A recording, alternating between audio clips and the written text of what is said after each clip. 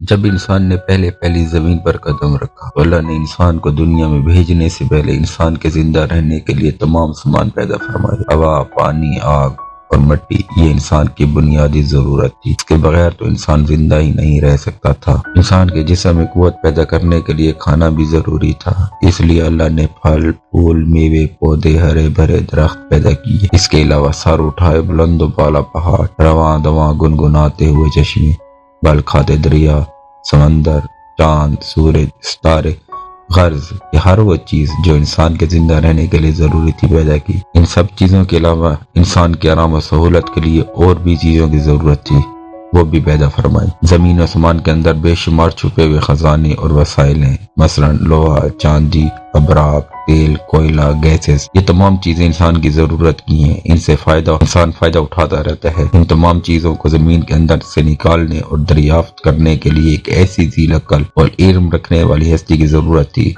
جو ان تمام چھپی ہوئی اور اوجھل چیزوں کو ڈھونڈ سکے، یہ اپنے لیے کارآمد بنائے۔ یہی ہستی جسے انسان کہا جاتا ہے۔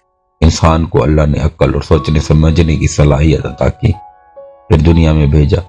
سب سے پہلے انسان حضرت آدم علیہ السلام تھے۔ انسان کی نسل حضرت آدم علیہ السلام سے چلی اور تمام انسان حضرت آدم علیہ السلام کی اولاد ہیں۔ اللہ تعالیٰ نے حضرت آدم علیہ السلام کو پیدا کرنے کے لیے ارادہ ظاہر کیا اور فرشتوں سے کہا، میں زمین پر اپنا خلیفہ بنانے والا ہوں۔ اس پر فرشتوں نے اعتراض کیا اور کہا، کیا آپ زمین پر انسان کو پیدا کرنے والے ہیں؟ انسان تو زمین پر فساد برپا کرے گا اور خون بہائے گا۔ ہم تو تیری پاکی بیان کرتے ہیں اور تیرا شکر بجا لاتے ہیں، کیا ہم عبادت کے لیے کافی نہیں ہیں؟ اللہ نے فرمایا، جو میں جانتا ہوں وہ تم نہیں جانتے۔ پھر اللہ نے خود اپنے ہاتھوں سے حضرت آدم علیہ السلام کا پتلا بنایا، پھر اسے سنوارا اور اسے مناسب شکل دی۔ اس کے جسم کا ہر حصہ خوبصورتی کے ساتھ بنایا۔ اس مٹی کے پتلے میں اللہ نے اپنی روح پھونکی۔ پھر اللہ نے فرشتوں سے پوچھا کہ چیزوں کے نام بتاؤ اگر تم سچے ہو۔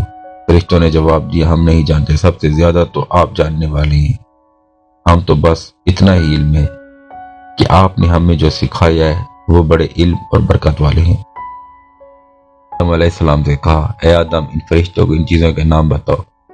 اللہ نے آدم کو تمام چیزوں کے نام بتا دیے تو آدم کے علم میں تمام باتیں آ گئیں۔ آدم نے ان چیزوں کے نام بتائے تو اللہ نے فرشتوں سے کہا، کیا میں نے تم سے نہیں کہا تھا کہ آسمان و زمینوں کے اندر کی سب سے پوشیدہ باتوں کو جانتا ہوں، اور جو کوئی تم ظاہر کرتے اور چھپاتے ہو سب کا علم رکھتا ہوں۔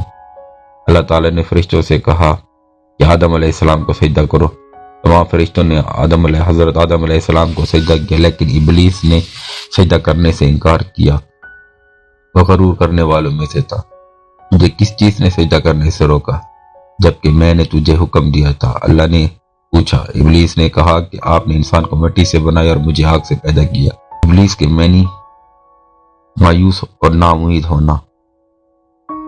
ابلیس کے معنی ہے مایوس اور نا امید ہونے والا۔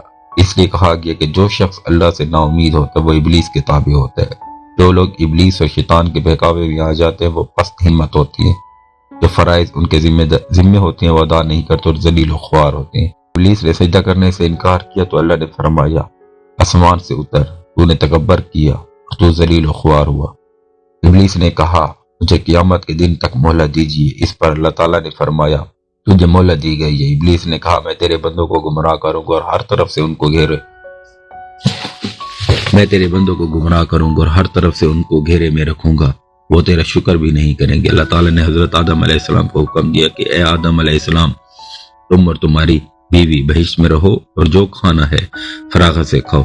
ایک خاص درخت کی طرف اشارہ کرتے ہوئے کہا کہ اس درخت کی طرف نہ جانا ورنہ تم ظالم قرار دیے جاؤ گے۔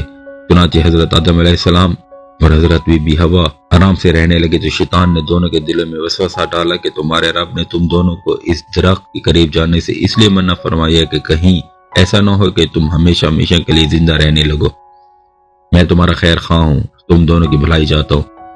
شیطان کے فریب میں آ کر حضرت آدم علیہ السلام اور حوا نے درخت کا پھل چکھا تو دونوں بہشتی لباس سے محروم ہو گئے۔ جسم سے بہشت کا لباس اتار دیا گیا۔ دونوں اپنے اوپر جنت کے پتے توڑ کر جوڑنے لگے۔ اس کے رب نے ان کو پکارا اور کہا، کیا میں نے تم دونوں کو اس درخت کے قریب جانے سے منع نہیں کیا تھا؟ تو یہ نہ کہا تھا کہ شیطان تمہارا دشمن ہے؟ حضرت آدم علیہ السلام اور हवा दोनों से गलती हुई तो उन्होंने अल्लाह का हुक्म नहीं माना। इस गलती पर दोनों को सख्त नदामत हुई। हजरत आदम अलैहिस्सलाम ने अल्लाह से माफ़ी तलब की और दुआ की, ऐ मेरे रब, हमने अपने नफ्स पर जुल्म किया। अगर आप हम पर रहम नहीं करेंगे और हमारी मफ़रत ना करेंगे, हम नुकसान उठाने वालों में से हो जाएंगे।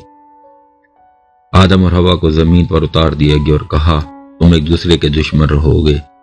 एक खास वक्त तक तुम दोनों को जमीन पर रहना है। मेरी तरफ से कोई हिदायत है तो जो शख्स इस हिदायत को मानेगा, ना उन्हें किसी का अंदेशा होगा, ना कोई गम। जो मेरी नसीहत से मुंह मोड़ेगा, इसलिए दुनिया में जिंदगी तंग होगी और कयामत के रोज उसको।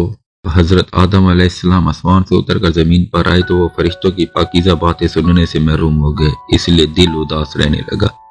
आपने अल्लाह से दुआ की और अर्ज किया कि मैं फरिश्तों की सोबत से महरूम हो गया हूँ। इस पर अल्लाह ने फरमाया, आप मक्का मुअज़्ज़मा जाएं, वहां मेरा घर तामीर करें, उसका तवाफ करें, नमाज़ें पढ़ें। चुनांचे आप अलैहिस्सलाम जिब्राईल अमीन के साथ मक्का मुअज़्ज़मा के वहां खाना काबा की बुनियाद रखी, नमाज पढ़ी और तवाफ किया। हजरत आदम अलैहिस्सलाम के वाक़े से हमें सबक मिलता है कि जिस काम को अल्लाह ने करने से मना की फरमाया वो हम ना करें, और जो काम करने का है वही करें। यही इबादत है। इबादत नेकी है, नेकी इबादत है।